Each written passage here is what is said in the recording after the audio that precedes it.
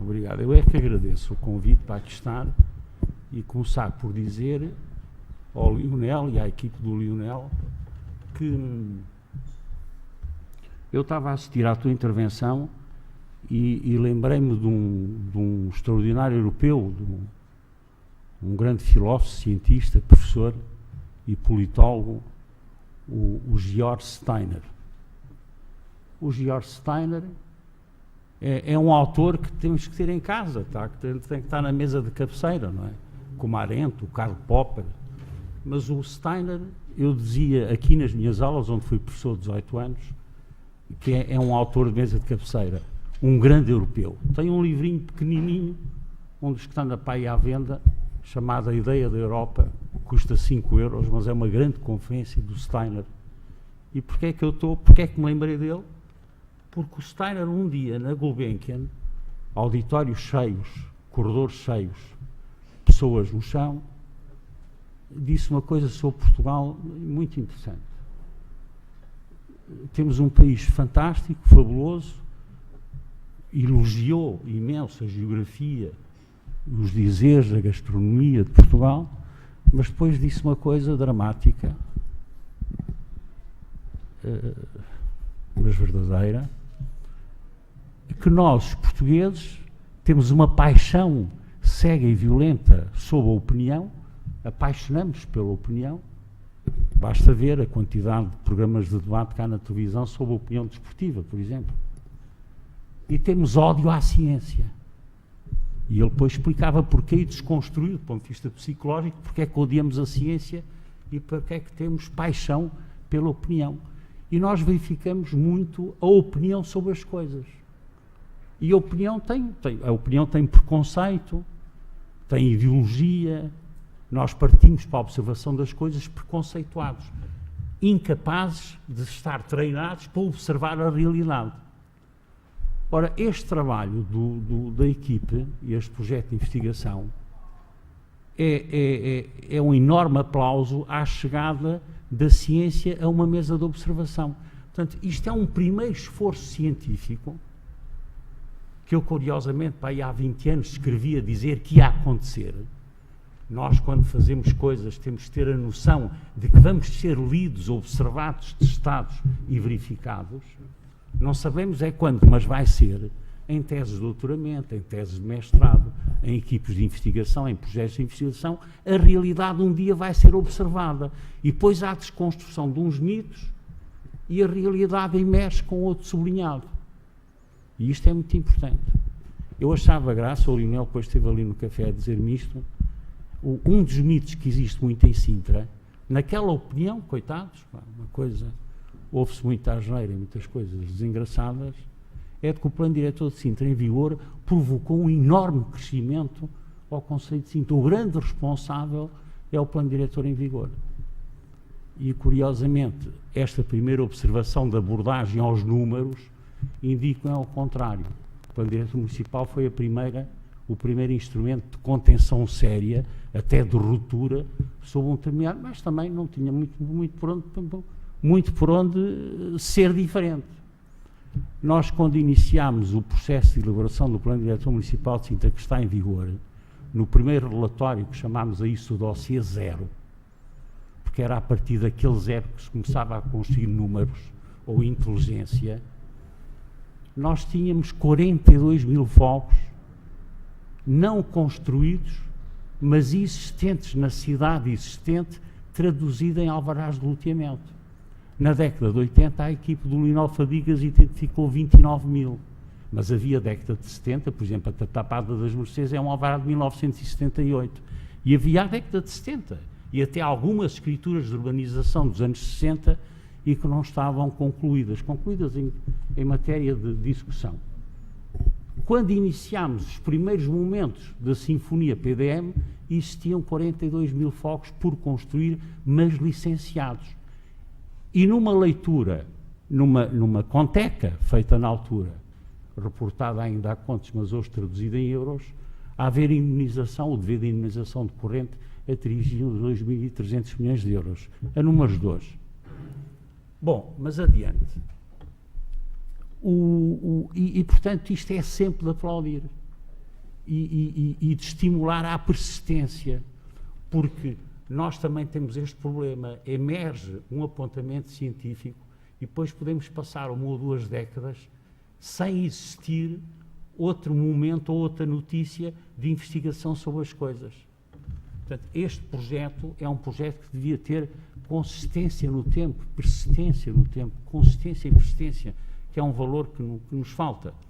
Mas é importante, e eu até recomendaria que depois, antes das conclusões finais deste projeto, há de haver aqui um momento em que datadamente a gente mete uma data e uma assinatura, pronto, e para a história o projeto acabou ali, se faça um painel crítico, meia dúzia de pessoas que tiveram importância no Conselho de Sintra, o Zé Anselmo Vaz, a Teresa Carveiro, para discutir o Jorge Gaspar, o Pedro, que trabalhou na elaboração do Prototype de Lisboa e que observou muito bem o Conselho de Sintra na altura, para tentar encontrar umas respostas ou auxiliar a equipe a ter respostas. Algumas são muito evidentes. Evidentemente que não houve, este crescimento ocorreu aqui, em Odmira ou em Almada, com suporte na matriz histórica e infraestrutural existente. Não há. No último meio século, o Estado investiu, fez a Expo 98. O esforço urbanizador, não é? Mas eu fui convidado para dizer outra coisa. Isto só é nota de agradecimento e de favorecimento deste esforço de investigação. Trazer a ciência à mesa, para desconstruir a opinião apaixonada, cega, atrevida, muita dela de boa fé e inocente, ingênua, mas depois é capturada do ponto de vista político. E a ciência é que conduz as coisas ao devido carril. Eu fui convidado para dar aqui nota de como é que era o processo de decisão ou como é que ocorreu o processo de decisão. Não é muito difícil de explicar, porque é assim. Há bocado estava aqui um slide que projetava aquela carta do Plano Diretor da Região de Lisboa, que chegou a ser aprovado pelo Conselho Superior de Obras Públicas em 1964, mas nunca foi formalmente publicado. Teve a aprovação de uma excelência de notáveis, passa a expressão. O país tinha um Conselho Superior de Obras Públicas onde certas matérias de crescimento urbano, etc., iam a decisão, iam aparecer. O PDRL foi o Plano Diretor da Região de Lisboa, é elaborado, é positivamente considerado no Conselho Superior, mas nunca foi aprovado. Mas constituiu a matriz de referência para o licenciamento, para o crescimento. Por exemplo, no Conselho de Sintra é o PDRL que define 16 áreas empresariais e, curiosamente, onde elas estão e onde elas ocorreram. E como é que foi a decisão do lutear? Eu estou a tentar traduzir isto simplesmente porque isto é coisas aparentemente complexas foram, do ponto de vista formal e de processo, muito simples. Esse Plano Diretor da Região de Lisboa dá lugar a uma instituição chamada Gabinete do Plano Diretor da Região de Lisboa, o GPDRL, que emerge como uma estrutura filha da Direção-Geral de Serviços de Urbanização. Gabinete do Plano Diretor da Região de Lisboa, que depois vai dar lugar a uma reestruturação e não sei o quê, aparece a Direção-Geral de Planeamento Urbanístico e depois mais tarde a CCDR. Estas entidades, a Direção-Geral de Serviços de Urbanização, o Gabinete do Plano Diretor da Região de Lisboa, a Direção-Geral de Planeamento Urbanístico, a CCDR, a CCR, são as responsáveis desta configuração, seja de Almada, seja de Palmela, seja de Sintra, seja de Vila Franca, seja de Loures. Porquê? O município de Sintra, em 1974, tinha 2 técnicos. Mafra não tinha nenhum. Quer dizer, o contexto de recurso técnico ou de recurso humano operativo no município era ou zero ou muito próximo de zero. Quem é que decidiu Tapada das Mercês? Quem é que decidiu Portela de Sacavém? Quem é que decidiu Vila Chã? Quem é que decidiu? Estou assim a dar exemplo, Santo António dos Cavaleiros. Foram estruturas centrais do Estado que emitiam, sob a iniciativa de licenciamento, pareceres vinculativos. A história que se conta nas televisões ou nos jornais é de que o mau ator ou o mau agente foi o município. Não, o município, estão aqui jovens, estudantes, etc. O município tem o primeiro esforço de acolhimento de tecnicidade, juventude, na altura, malta muito nova, 1975, 1976, o primeiro serviço de planeamento urbanístico do município de Sintra é instituído pós 25 de Abril por homens que depois se tornaram notáveis na academia e no urbanismo e que deixaram ali memórias desenhadas e memórias escritas muito relevantes. Mas a decisão da urbanização, a decisão sobre o processo de loteamento, era uma decisão das estruturas centrais, onde a jovem tecnicidade no município servia de secretariado administrativo, levava os processos a uma reunião de trabalho, da qual seria uma ata sobre o parecer sobre aquele licenciamento específico. Esse modelo formal e de processo, existente, operativo, formal e operacional, chamavam-se as célebres reuniões conjuntas. Eu era um puto, era um jovem e assistia às reuniões conjuntas. Via a malta entrar para a sala e sair da sala. Vinha um carrinho com motorista de Lisboa que trazia técnicos do gabinete do diretor da região de Lisboa ou da Direção-Geral de Planeamento Urbanístico, abria-se o processo na reunião, discutia-se o processo e dava-se parecer favorável ao processo ou parecer desfavorável ao processo.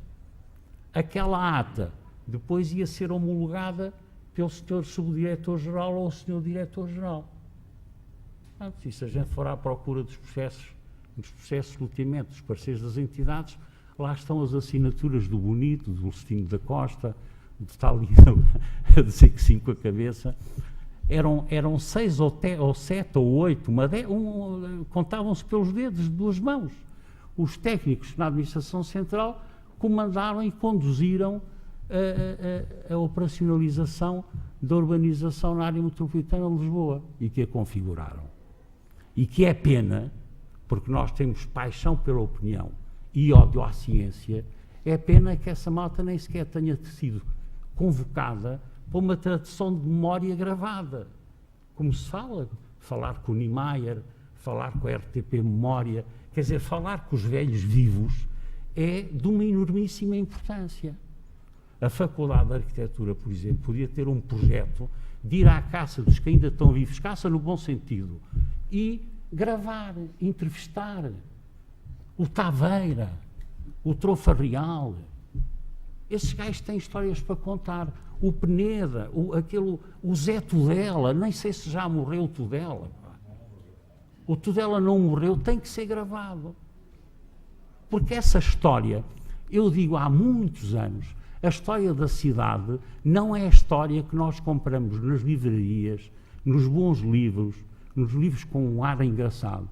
A história da cidade é a história das decisões. As decisões são construídas por pessoas concretas. Porquê é que a Praça do Saldanha é assim? Porque há uma história de decisão. Porquê é que Massamá Norte é assim?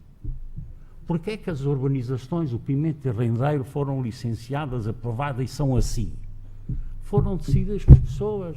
E conhecer esta história de decisão. O Pimenta e Rendeiro, que mal sabia escrever assoalhadas com 2 S, escrevia assoalhadas com C de cedilha. Qual é o balanço social ou de habilitação literária do nosso promotor de urbanização nos anos 60, 70, 80? Era o que havia. Frequentaram a 4ª classe atrás da aldeia. E a maior parte não sabia assinar um cheque nem escrever um documento. Mas construíram a área metropolitana de Lisboa. E essa gente nunca foi entrevistada, não se conhece a história, não conversaram com as pessoas. não conversaram com as pessoas. E a academia, a universidade, que é o depósito da inteligência, devia ir à procura dessas pessoas e interrogar porque é que foi. E ler atas de sessão de Câmara. É essa investigação que, evidentemente, quando isto pausar, surge, não é? Há de surgir. Eu devo-vos dizer que, em termos decisionais, foi isto que aconteceu. De maneira que a malta, os promotores, onde é que iam discutir decisões? Iam, sobretudo, à CCR marcar reuniões, porque o município era um instrumento absolutamente de secretariado. Os processos tinham que entrar ali no município, mas a decisão estruturada e estrutural era tomada na administração central. Uma coisa muito engraçada também é o quadro legislativo. Evidentemente, isto eu não tenho muito tempo, isto é com mais cerejas.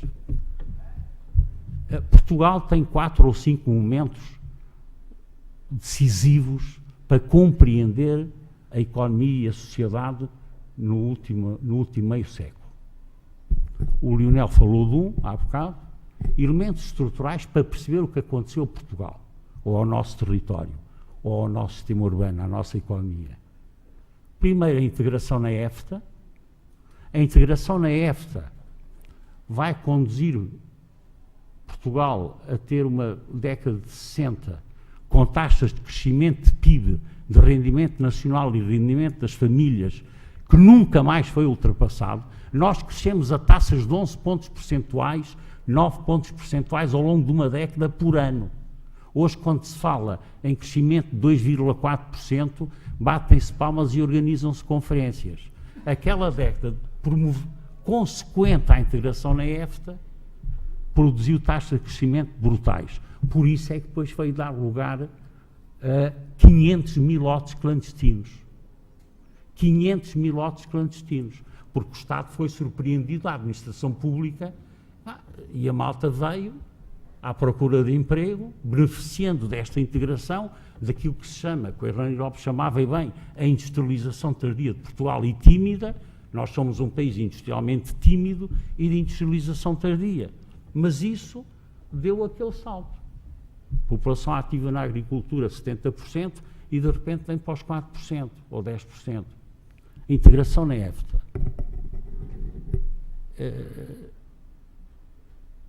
E a avaliação dessas consequências ainda está por fazer.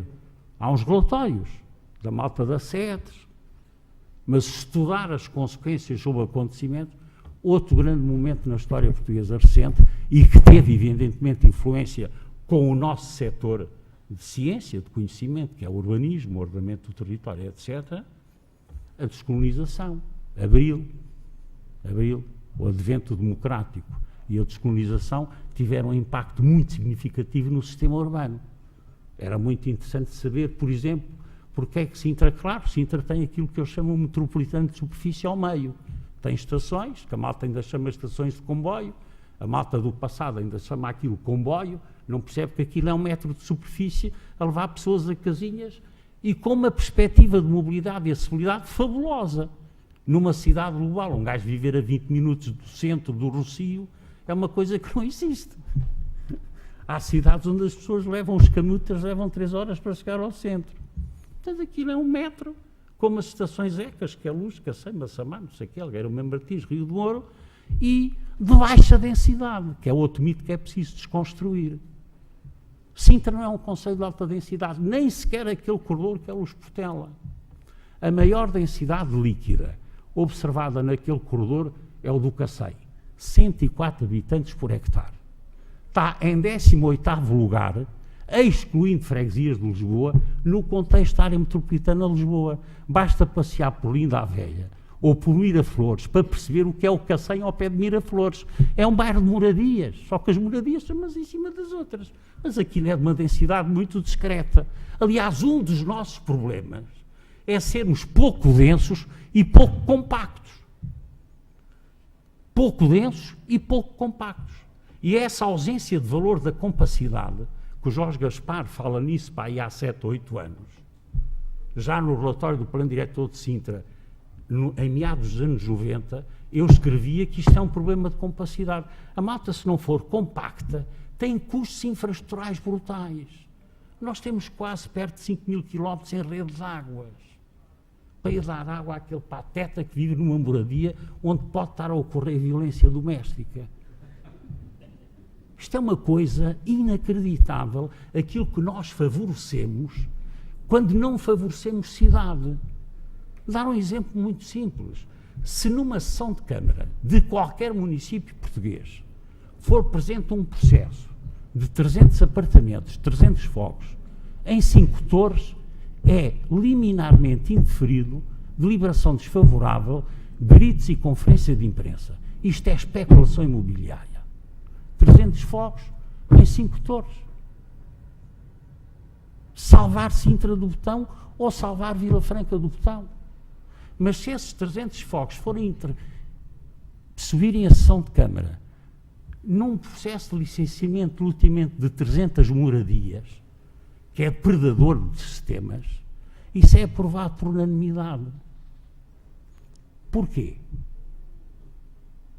Porquê? Os argumentos estão escritos pelo Leonardo Benévolo na história da arquitetura contemporânea moderna, o urbanismo moderno. O Hitler mandou aviõezinhos passear pela Alemanha a lançar cabas panfletinhos com casinhas horta à frente, horta atrás. E o Salazar também foi nessa. A casinha, controlada pelo Estado e pelo marido, é o objeto central desta merda. E depois vem um edifício. O que é que nós gostamos de ver em Barcelona? Qual é a densidade líquida de Barcelona? Dos estudantes que aí está, alguém sabe? Qual é a densidade de Barcelona? 289 habitantes por hectare. Qual é a densidade de Lisboa? Lisboa cidade. Qual é? 62 habitantes por hectare. Lisboa é um conjunto de aldeias com jardins floridos. E agora tem uma certa animação e uma desconstrução, uma dinâmica associada, porque ocorreu o quinto fator que configura Portugal. O primeiro recente, integração na EFTA, descolonização, integração na Comunidade Económica Europeia. Bem, há João Mário e os seus amigos, telefonam aos amigos, metam-nos nisso. E pá, pegaram nesta carruagenzinha desconjuntada e somos membros da Comunidade Económica Europeia. Isso tem uma importância extraordinária, tão extraordinária que estamos aqui sentados a consumir tempo e espaço num ambiente absolutamente fascinante. Isto é produto da integração na União Europeia. Senão estávamos sob umidade no Convento de São Francisco. Depois, um outro momento muito significativo, a reunificação alemã. Também está por estudar as consequências até no nosso setor. EFTA, descolonização, integração na Comunidade Económica Europeia e União Europeia, reunificação alemã. A reunificação alemã foi feita a troco de um favor. A França impõe-se à Alemanha, diz: vocês, para serem reunificados, temos que construir uma moeda única. Ou aceitam a moeda única ou não há reunificação. Porque a França, ou a elite francesa e britânica, tinham consciência que a reunificação alemã, aquele avião levantava voo sozinho, no palco da globalização competitiva, com consequências dramáticas para o nosso viver. Pronto, e a Alemanha está bem. Nós estamos comprometidos com a Constituição Europeia. E estão. A elite mais seriamente comprometida com a Constituição Europeia é a alemã. Basta ler acórdãos do Tribunal Constitucional Alemão. Seriamente comprometidos, honestamente comprometidos, por razão de interesse alemão. A malta tem que estar na globalização com força, com 500 consumidores atrás, com uma economia poderosa. E, portanto, vem o euro. O euro tem consequências, antes do euro, a integração no sistema monetário europeu, do escudo, tem consequências fabulosas, impressionantes, na configuração metropolitana e no impulso que é dado. Porquê? Porque o juro estava a 20 e tal por cento, quando a inflação estava a 27%, e o Hernani Lopes, como Ministro das Finanças, esmagou a inflação, sabe ele como? Epá, mas o juro saiu de 20 e tal por cento e passou para 1%. E os bancos disseram à malta, venham buscar dinheiro, casinhas, vocês não se lembram dos cartazes que anunciavam peça 100% que a gente dá 110. E, portanto, toda a malta, as pessoas não são estúpidas. O princípio do equilíbrio e da racionalidade, a malta teve ali uma oportunidade de comprar aparelho eletrodoméstico, viagem às Caraíbas, carro e casinha. E foi comprar casinhas. Onde é que as casinhas existiam? Na periferia de Lisboa. E porquê é que não ocorrem casas em Lisboa? Que é uma coisa que não está estudada. É pá, porque a esquerda como a direita são profundamente conservadores em Portugal. Isto é uma sanduíche de conservadoras. E se o Salazar à direita congelou rendas em Lisboa, a esquerda veio congelar também. E destruiu a cidade. Não são as bombas que destroem uma cidade. Quem destrói uma cidade são coisas como esta. Congelar rendas. Uma cidade desconstruída de bombas, os avós e os papás e os meninos e os netos reconstroem a cidade. Agora, congelar rendas destrói uma cidade. O quinto fator que mudou tudo, e este está, contrariamente ao que se diz, cuidado, porque é preciso transportar a ciência para a mesa e olvidar a opinião. Hoje é difícil alugar um apartamento em Sintra, muito difícil, porque não há. E é muito difícil comprar um apartamento em Sintra porque não há. E por isso é que o Luís Lima, que é o presidente da associação, e é um gajo atento, e pagam inteligência, encomendam estudos, relatórios, etc., dizem que está sem pôr outra vez a necessidade de construir obra nova. Porquê? Qual é o fator? O que é que terá acontecido? Regressaram os portugueses da África do Sul? Ainda não. Ainda não. Mas podem regressar. É um cenário prospectivo. Regressaram os portugueses da Venezuela? Estão a regressar, mas aos poucos. E vão para a Madeira. E já envelhecidos. Então o que é que aconteceu em Portugal de novo para haver esta tensão dramática que até leva deputados distraídos e partidos inúteis a discutir hoje na Assembleia da República a questão do alojamento local? Qual foi o fator? Qual é o fator relevante? E isto tem que ser pensado quando se fazem revisões de planos diretores, quando se trabalha em orientações estratégicas regionais. Quais são os fatores? Qual é a perspectiva no mundo, no nosso cenário próximo? O que é que está a ocorrer no nosso anel estratégico de proximidade? Qual é o anel estratégico de proximidade de Lisboa? É a África a norte do Saara. O que é que aconteceu à África a norte do Saara? Desconstrução institucional profunda. Agora vão estar 20, 30 anos, 4 décadas, a recuperar fluxo turístico.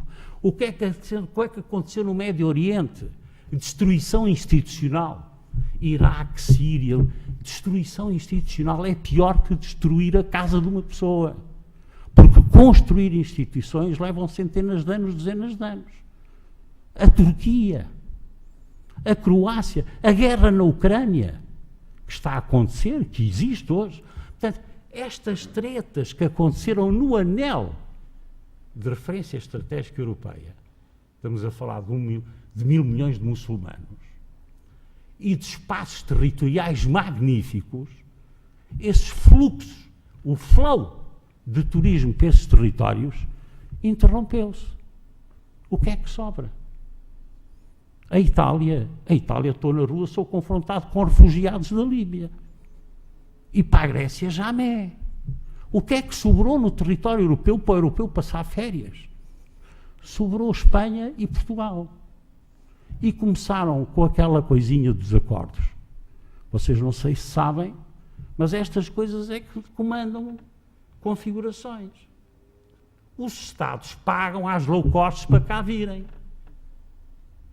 Os nossos impostos pagam por cabeça à Ryanair, à EasyJet, etc. Não vem cá. Esse flow turístico deu oportunidade a Portugal, a Lisboa, ser descoberta por europeus de proximidade. A maior parte dos franceses nem sabiam onde era Portugal. Ou os alemães, ou a Europa do Norte. Nós somos uma coisa distante. Melhor dito, éramos. Agora aparecemos nos rankings todos, nas revistas todas, e de repente só há rodinhas em Lisboa. Em quê? Em Lisboa não. Há no Seixal, há em Almada, há no Montijo. Alojamento local está por todo o lado. Vocês atravessam de barco e vão ver crescimento a acontecer na margem sul do Tejo, também induzido por flow turístico. Perguntar-se, isto vai consolidar? Eu diria, é irrelevante. Lembro-me do Hernando Lopes esta frase. Isso é irrelevante.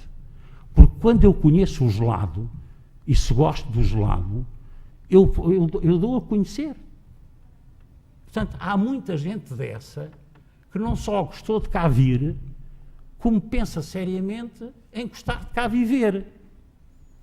E, portanto, hoje há tendência. Quais são as tendências que estão a ocorrer na área metropolitana de Lisboa?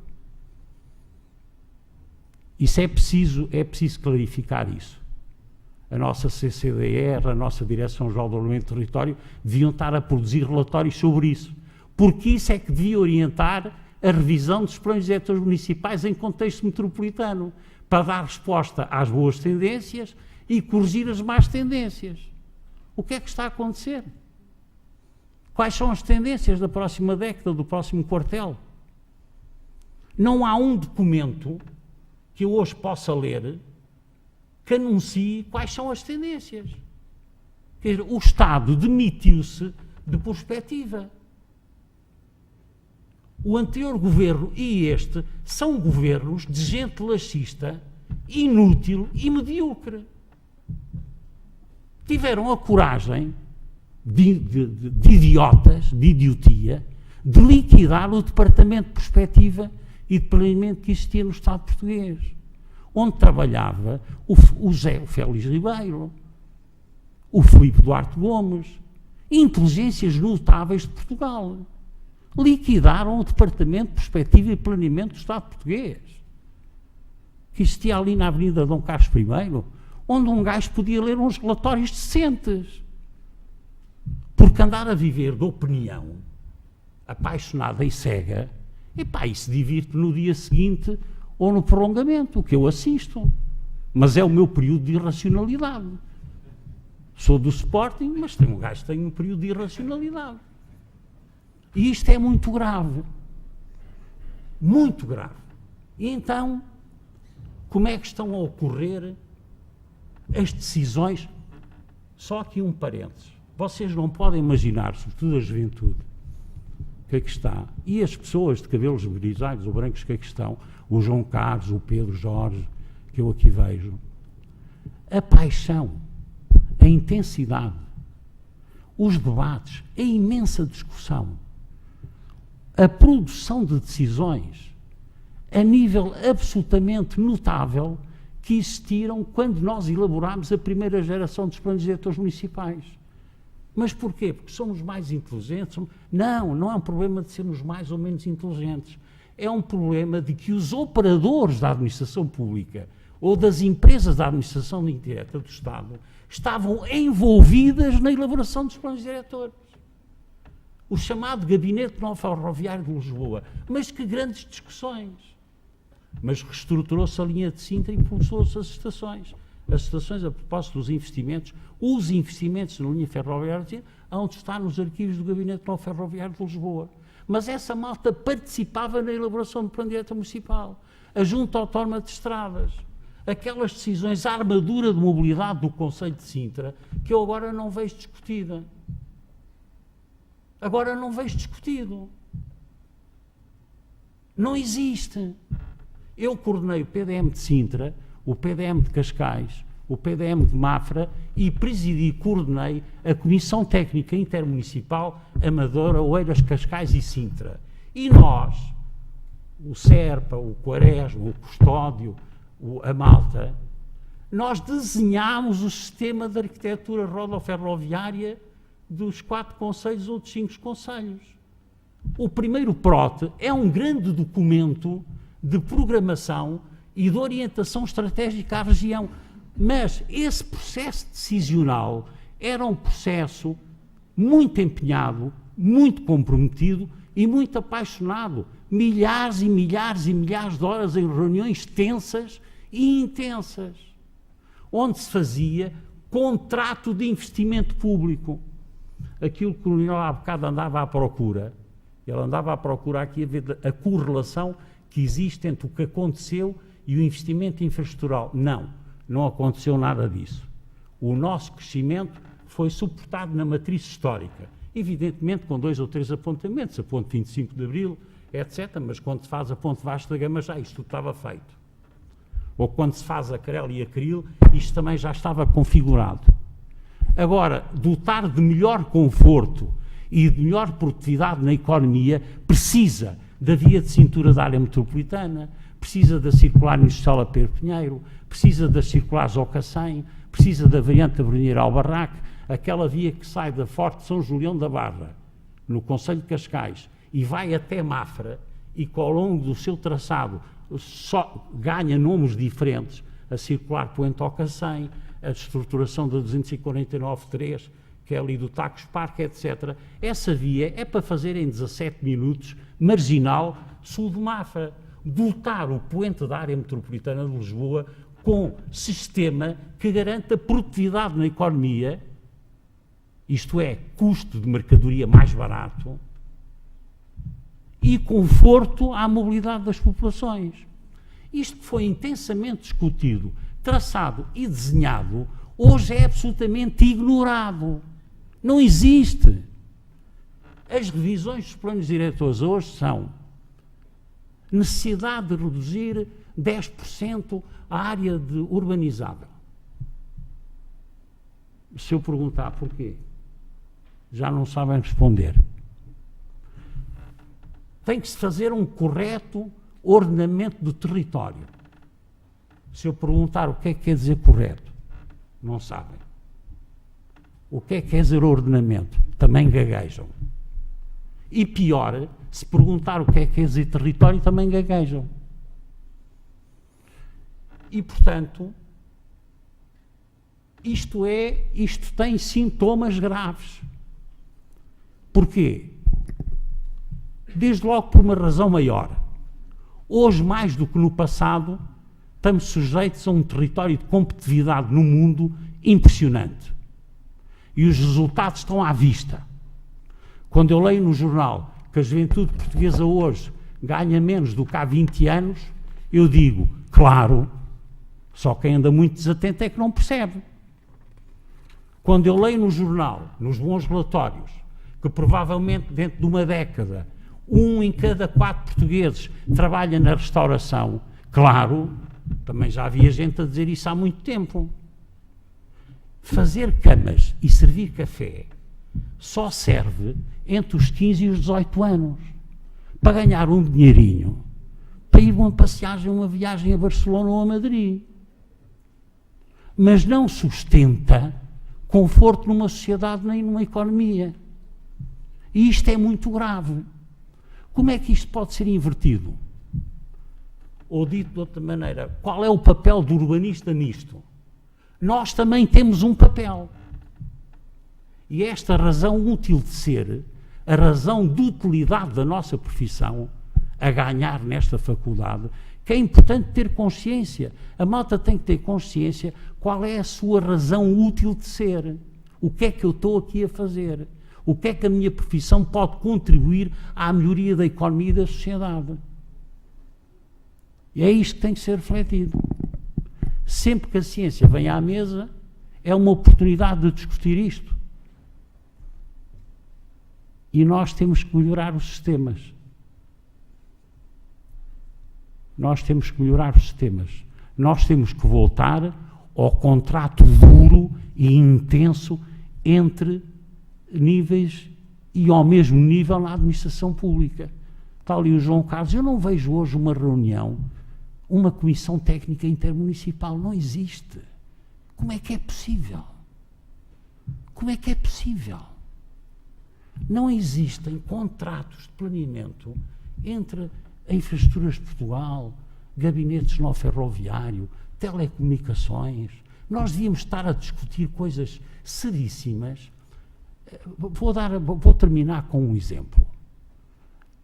Nem toda a indústria, por exemplo, a malta chega aos planos diretores ou às visões dos planos diretores, enfim, áreas empresariais, pinta aquilo de uma cor e vai para a legenda. Epá, isto é uma coisa que se fazia nos anos 50 se houvesse Lidl. Malta vai ao Lidl, compra canetas de cor, dá uns esquiços ao puto e o puto, enquanto eu vou ali, faz umas pinturas. Isto não pode ser assim. Eu tenho que garantir, por exemplo, que no meu território exista uma área empresarial onde o nível de abastecimento energético seja 10 estrelas. Nos países civilizados, nas economias sofisticadas, onde os urbanistas sabem o que andam a fazer, estabelecem-se contratos para que naquele território a energia seja XPTO. Porque ele, para ter indústria que paga muito bem e a produzir produtos de altíssimo valor acrescentado, a energia não pode oscilar 1 milímetro nos volts. Eu tenho, por exemplo, empresas muito sofisticadas em Sintra, hoje conheço bem o tecido empresarial de Sintra, onde uma oscilação, e onde eu e o Presidente, o Basílio Horta, como tem o Basílio, qual é a grande vantagem do Basílio? O Basílio tem uma agenda de números de telefone relevantíssimo. Ele, se precisar de ligar ao Presidente da ETP, liga na hora. A ICMA, que produz coisas fabulosas no concelho de Sintra, precisa de uma energia 5 estrelas. A Alemanha tem no seu território áreas de energia 5 estrelas. E tem áreas de energia 1 estrela. Porque nem toda a indústria precisa de sofisticação no abastecimento energético. Mas eu, para ter valor, para poder pagar melhor às pessoas, eu tenho que ter uma economia sofisticada, pá. Eu tenho que produzir produtos de alto valor. Para ter isso, eu tenho que ter condições infraestruturais de alto valor. Se eu precisar de ter heliporto, eu quero heliporto. Onde é que está a rede de heliportos da área metropolitana de Lisboa? Está refletido na revisão dos planos diretores municipais? Há um conjunto de serviços que eu tenho que ter para poder atrair investimento, senão continuo a atrair a mesma coisa.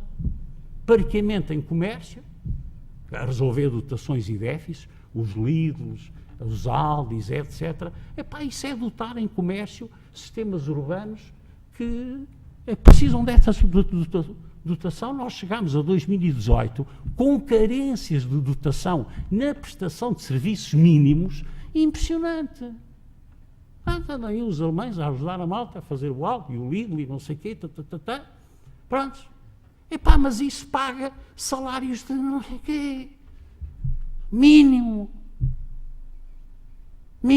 Os outros salários precisam da intervenção, vou já concluir, do urbanista. O urbanista não é um financeiro.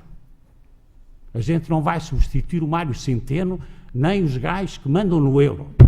Não é o nosso papel. Mas o nosso papel é de trabalhar, conhecer, saber fazer contratos que garantam prestações de serviço infraestrutural de altíssimo nível. E essa guerra está aí. Se a gente não cria condições de atratividade ao investimento de altíssimo valor acrescentado, esse investimento, para onde é que vai? Vai para Saragoça, soube fazer a maior plataforma logística europeia ou na Ibéria, ou vai para a Alemanha, ou vai para a Bulgária, e portanto, eu não quero deixar de dizer isto, Lionel, pode-se colocar um bocado à margem do assunto, mas eu não aceito viver num país cujo destino seja tuco-tuco, fazer camas e servir café. Não aceito. E isto não é um grito, é um sublinhado de urbanista. Não aceito. Portanto, temos todos que voltar a saber, quando eu venho a saber que a Faculdade de Arquitetura tende a eliminar ou quer eliminar licenciaturas de planeamento urbano e territorial, isso é gravíssimo. É gravíssimo. É uma comissão diretiva cega que dirige hoje o gabinete da Faculdade de Arquitetura.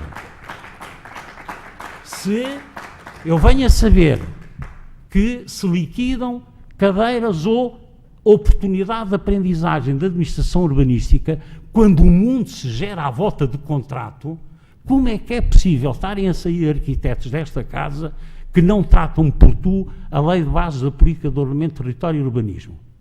Ou o regime jurídico de urbanização e edificação, porque deixou de ser dado. Isso é gravíssimo. A Faculdade de Arquitetura está a ser governada por cegos e coxos.